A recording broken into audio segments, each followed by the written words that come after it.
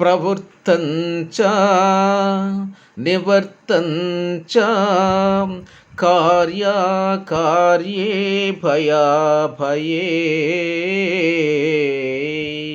బంధం మోక్షం చ యా వేత్తి బుద్ధిస్యా పార్థః సాత్వకీ బుద్ధిస్యా పార్థః సాత్వకీ యయా ధర్మమధర్మం చ కార్యం చ కార్యమేవ చ అయథావత్ ప్రజానాతి బుద్ధిస్యా పార్థః రాజసీ బుద్ధిస్యా పార్థః రాజసీ అధర్మం ధర్మమితీయ మన్యతే తమస్యామృత సర్వార్థాన్ విపరీతాన్ చ బుద్ధిస్యా పార్థః తామసీ బుద్ధిస్యా పార్థః తామసీ ధృత్యాయయా ధారయతే మనః ప్రాణేంద్రియాక్రియాః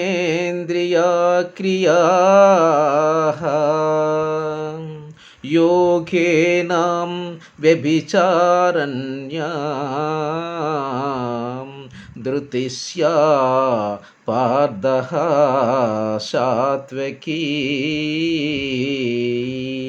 ధృతిస్యా పార్థః సాత్వకీ. పార్థ, ప్రవృత్తి నివృత్తి మార్గములను ధర్మములను కార్యాచరణములను చేయతగినవి చేయకూడనివి భయ నిర్భయములను బంధ మోక్షములను తెలియజేయ బుద్ధియే సాత్వికం. పార్థ, ధర్మాధర్మములను కర్తవ్యములను యథార్థముగా కాక సందిగ్ధముగా గ్రహించి బుద్ధి రాజసము. పార్థ, అజ్ఞానవరణములను అధర్మములను ధర్మములనియు ధర్మములను ధర్మములనియు నిట్లే సర్వ విషయములను విపరీతముగా తలచు బుద్ధి తామసము. పార్థ, అన్యమగు యోగానుసంధానము వలన మనస్సు యొక్కయు ఇంద్రియముల యొక్కయు ప్రాణముల యొక్కయు వ్యాపారములను నేపథ్య మునర్చి లక్ష్యము నుండి జారకుండా చేయు స్థైర్యమే సార్థకమనబడును. కావున ప్రతి మానవుడు రాజసము తామసము సాత్వికమును తెలుసుకొని ఈ మాయా ప్రపంచమునందు మెలగవలననియే భగవానుని చేత తెలియజేయన ధర్మం. కావున ప్రతి ప్రాణి భగవద్గీత సారాంశమును గ్రహించి జీవులు అప్రమత్తులై శాంతి కాముకులై జీవించగలరని భగవాని యొక్క యువాచ తెలియజేయుచున్నది. సర్వే జనాం సుఖినో భవంతు, సమస్త సన్మంగళాని భవంతు, ఆయుష్మాన్ భవ, శాంతి శాంతి శాంతి. శ్రీ మహావిష్ణువు శిశువునకు 7 నెలలు ప్రారంభము అవగానే యవ్వనము గురించి వివరించుచు, ఓయి జీవమా, బ్రహ్మ వలన 5 నెలలు సంపూర్ణ దేహమును పొందితివి, ఆయువు 20 సంవత్సరములు కలిగితివి. 6వ నెల నా యోగశక్తితో బాల్యము మరి 25 సంవత్సరములు తద్వారా బ్రహ్మచర్యము పొందితివి. నేడు 7వ నెల ప్రారంభమున యవ్వనము ఏ విధముగా యుండునో వివరించెదనో వినము. శైశవమున 5 నెలలు పొంది నిర్మాణ దశతో ఆయువు 20 సంవత్సరములు కలిగి ఉన్నావు. బాల్యమున 25 సంవత్సరములు పొంది బ్రహ్మచర్య ధర్మము కలిగి ఆయువు 45 సంవత్సరములు కలిగి ఉన్నావు. యవ్వనమున 25 సంవత్సరములు పొంది గృహశాస్త్ర ధర్మమున ఆయువు 70 సంవత్సరములు కలిగి ఉన్నావు. కౌమారమున 25 సంవత్సరములు పొంది వానప్రస్థ ధర్మమును కలిగి ఆయువు 95 సంవత్సరములు కలిగి ఉన్నావు. వార్ధక్యమున 25 సంవత్సరములు పొంది సన్యాసమున ధర్మమున ఆయువు 120 సంవత్సరములు కలిగి ఉన్నావు. అనగా మానవుని సంపూర్ణ ఆయుర్దాయము 120 సంవత్సరములు కలిగియుండునని గ్రహింపము.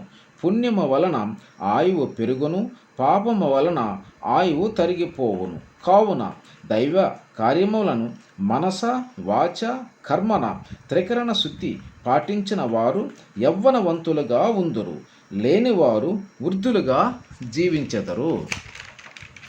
ప్రకృతి శక్తి వలన దేహాభిమానము కలిగి గృహశాస్త్ర ధర్మమున కామము, క్రోధము, మోహము, మదము, మత్సర్యములతో తన భార్య పిల్లల కొరకు ధన సంపాదన కోరిక ఉధృతమై తోబుట్టువులను, తల్లిదండ్రులను, బంధువులను దూరము చేసుకొని భార్యా వ్యామోహితుడై తాను సాలిగూడిలో చిక్కుకొను ప్రాణి చందాన ఉండి దైవమును దూరము చేసుకుందురు. అట్టివారు కర్మకు పాత్రులై బాధలను అనుభవించెదరు. కావున జాగరూకుడవై దైవమును నమ్మి దైవారాధన తలంపుతో మెలిగితే నా సహాయము పొందిదవు. గాలిలో దీపమును అరచేతితో అడ్డు పెట్టుకుని చందాన నిన్ను సర్వదా సర్వవేళ సర్వావస్థలయందు కాపాడుదును. నన్ను దూరముగా ఉంచిన ప్రకృతి శక్తి వలన కలుగు అపాయములు కలిగి కాపాడువారు లేక అధోగతి పొందిదవు. తస్మాత్ జాగరూకుడవై మెలగవలేను. యవ్వనమున భగవానుగ్రహమును పొందిన వారు సూర్యదర్శనము 2 వేళలా అనగా సూర్యోదయము, సూర్యాస్తమయము సూర్యునికు నమస్కరించవలయను. మనస్సునకు దైవధ్యానము చేయవలను. శారీరక శక్తికి పోషకాహారములను గ్రహింపవలను.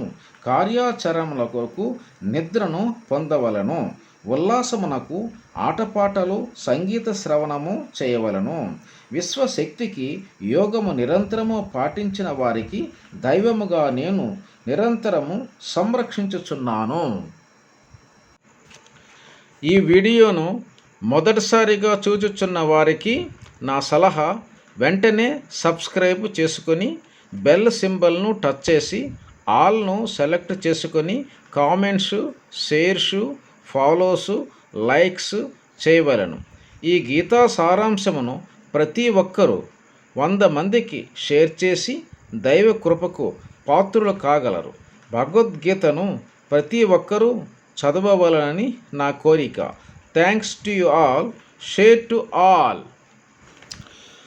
కౌమార దశను గురించి తర్వాత వీడియోలో మనమందరము కలుసుకుందాము.